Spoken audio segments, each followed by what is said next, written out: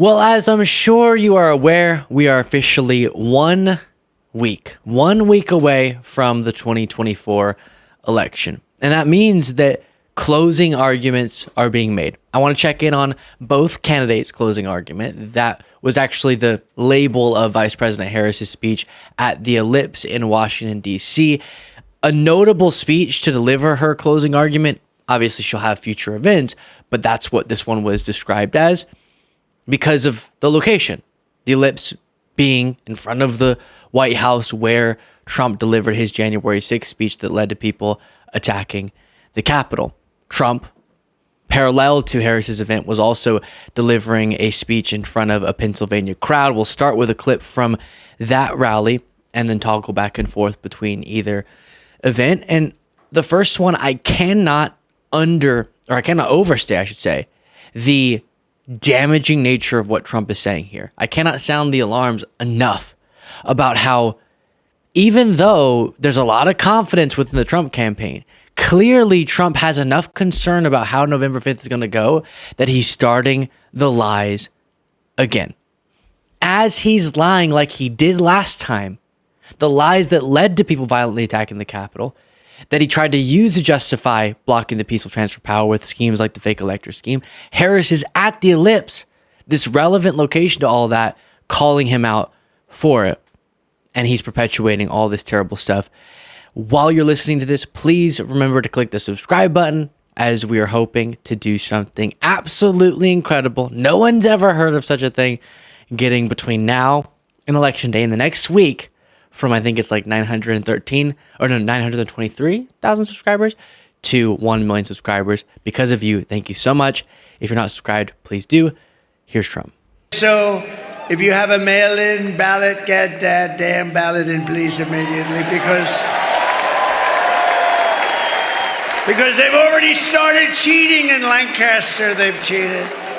We caught it with 2,600 votes. They've already started cheating, and he's talking about Pennsylvania. Of course, his mind, especially with his narcissism, and we can be honest, how tight the polls are, he believes he's going to win. But he also somewhere deep down understands Vice President Harris could very well win. And if she does, he wants to have set up a foundation of lies so that he can more easily build his house on top of it of further conspiracy theories. And it's why we even here at this show, whatever role that's going to play in everything, we are working to make sure we're prepared to fact check all the lies that are going to be flowing out of MAGA if Harris wins. And it's so disheartening that you have this huge movement that is dedicated to power over our democracy. And that means if lies serve their end goals, they'll tell them. Harris was calling out Trump for this very behavior during her speech in Washington. Look, we know who Donald Trump is. He is the person who stood at this very spot nearly 4 years ago and sent an armed mob to the United States Capitol to overturn the will of the people in a free and fair election. An election that he knew he lost. Americans died as a result of that attack. 140 law enforcement officers were injured because of that attack. And while Donald Trump sat in the White House watching as the violence unfolded on television, he was told by his staff that the mob wanted to kill his own vice president. And Donald Trump responded with 2 words: so what? America, that's who Donald Trump is. And that's who is asking you to give him another 4 years in the Oval Office. Not to focus on your problems, but to focus on his. We talked about on today's bonus show, which you can get access to by clicking the join button below, the hopeful signs we're seeing leading into Tuesday. And how if Harris overperforms the polls like Democrats did in the last couple of years, in off-year elections and the midterms, then we could really see an excellent election night result. But if Trump were to win, I will not get over, I will not forgive people, and I won't understand how you could see what she's talking about, how you could see what Trump did on his way out of office. Something that if you're a regular viewer of the show, it's been literally hundreds of times you've heard me rant about this. That Trump put himself above our democratic process and said, I'll burn this whole system down for myself. That's how much I want power over anything and everything else. And the fact that people saw that and now can look past it is the most horrifying part of American politics, to be honest. Then we go back to Trump's speech in Pennsylvania, where he, meanwhile, is talking about how we, America, are a garbage can. Allowed this to happen to us. She allowed us to be invaded. We were invaded. This was a massive invasion of criminals. She has violated her oath, eradicated our sovereign border, and unleashed an army of migrant gangs who are waging a campaign of violence and terror against our citizens. It's vicious what's happened. They're killing our people. Kamala has imported criminal migrants from prisons and jails, insane asylums and mental institutions from all around the world, from Venezuela to the Congo. The Congo. They're supplying lots. They're taking them out of their jails. They're opening up their jails, and they're busing them. They can't get enough buses, frankly, because I'm shocked. Venezuela is only about 60% empty. Do you know that Venezuelan crime is down 72%? You know why? Because their criminals are being taken into the United States of America. It's like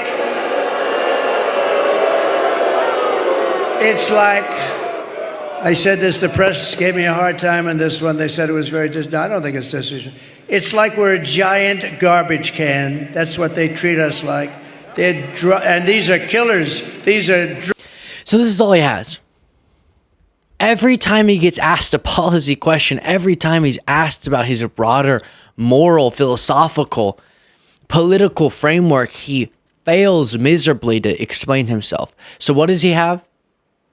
Naked, transparent fear-mongering. Fear-mongering that is so often so similar to that of the worst we've heard throughout history that it leads some to go, maybe we should point out those parallels. And then MAGA goes, wah. He pulls it right out of his rear end, throws it onto a teleprompter or into his brain, and then espouses it, and the audience eats it up. He really believes, and we're going to have to contend with this if Tuesday doesn't go the way that I'm hoping that it will.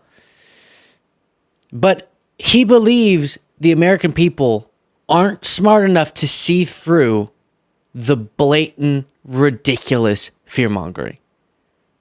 And he believes we as a people aren't patriotic enough to understand, no, we're not the garbage can.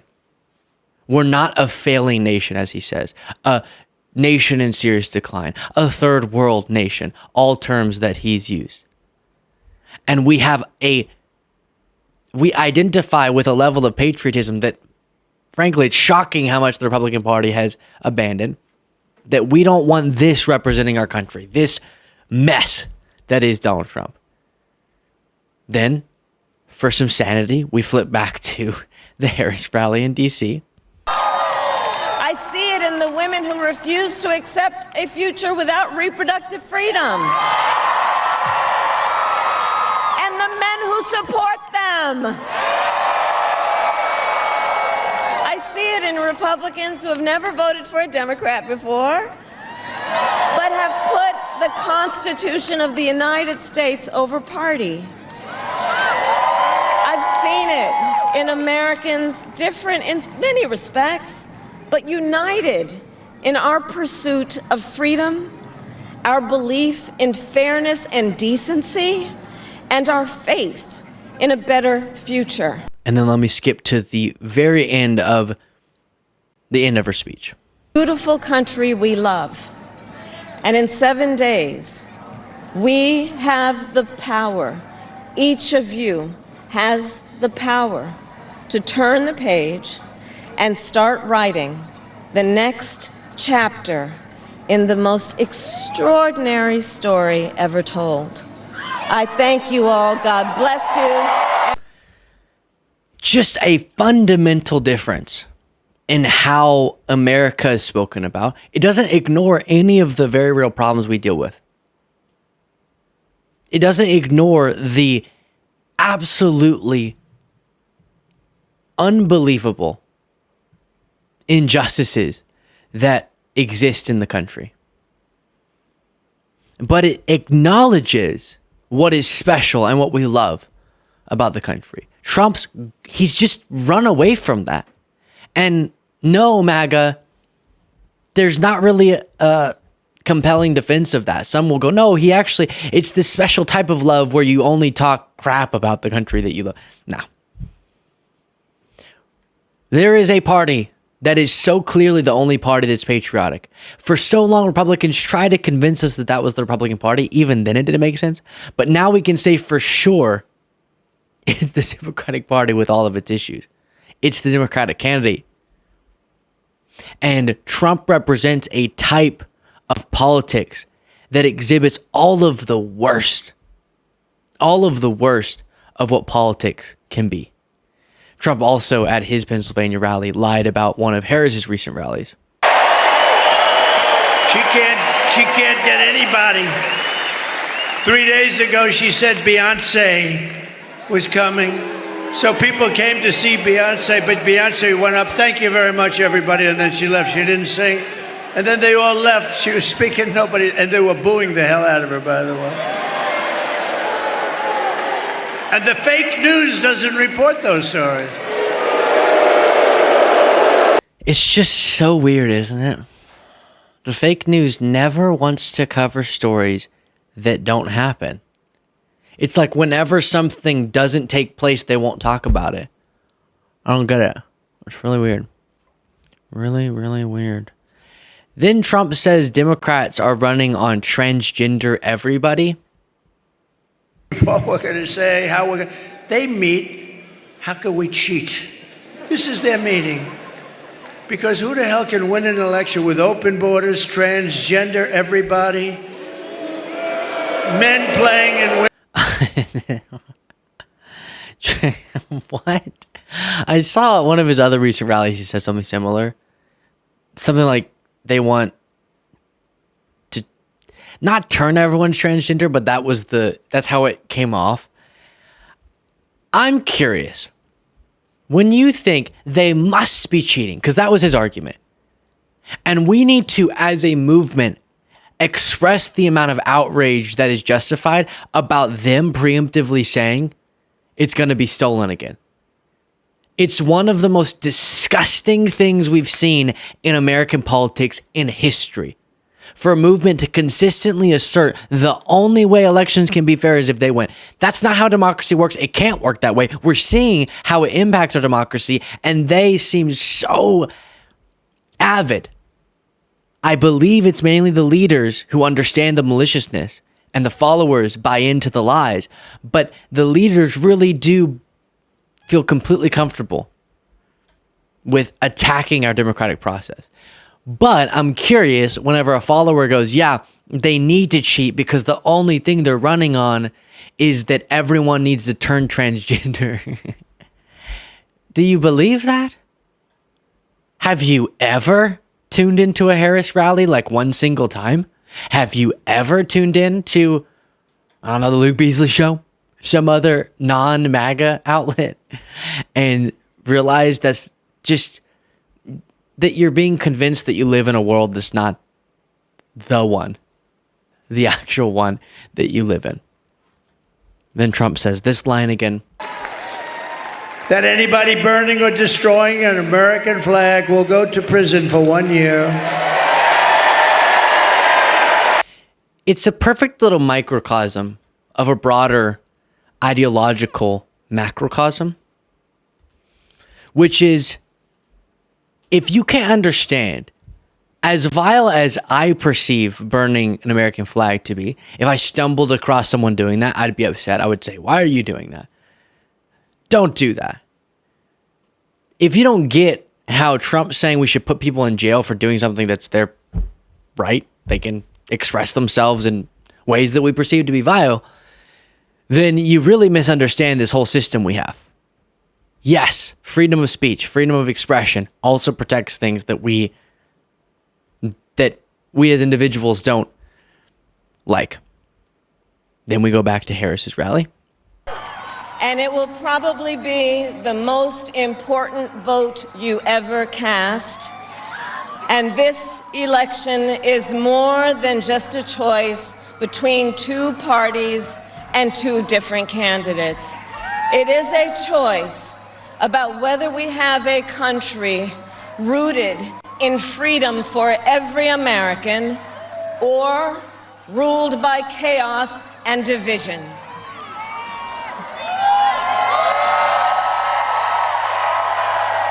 Many of you watching have probably already cast your ballots.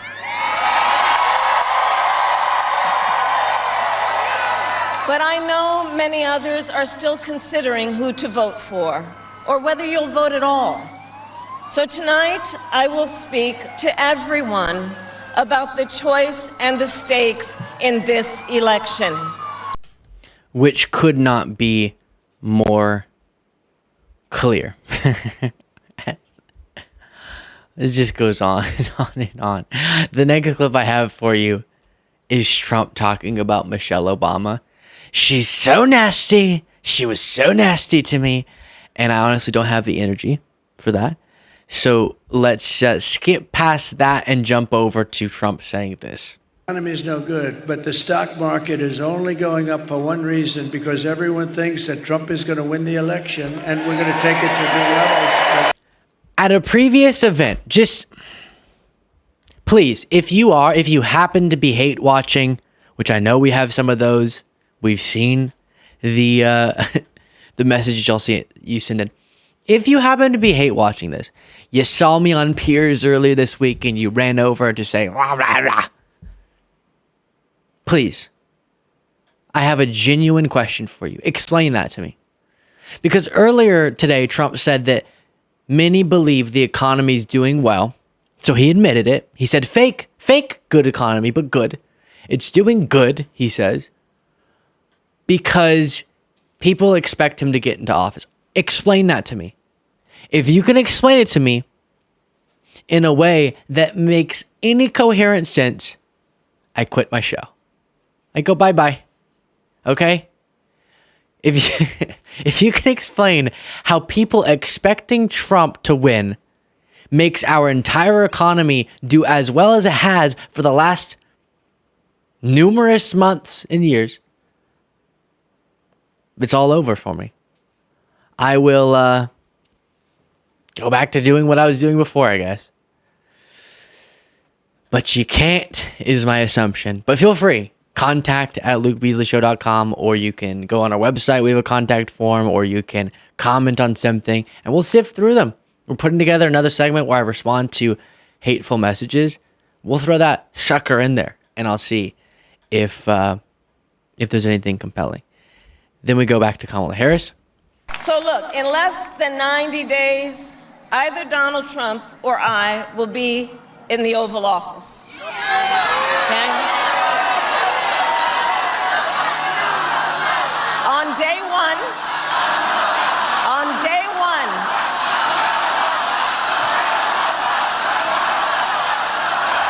and on day one, if elected, Donald Trump would walk into that office with an enemies list.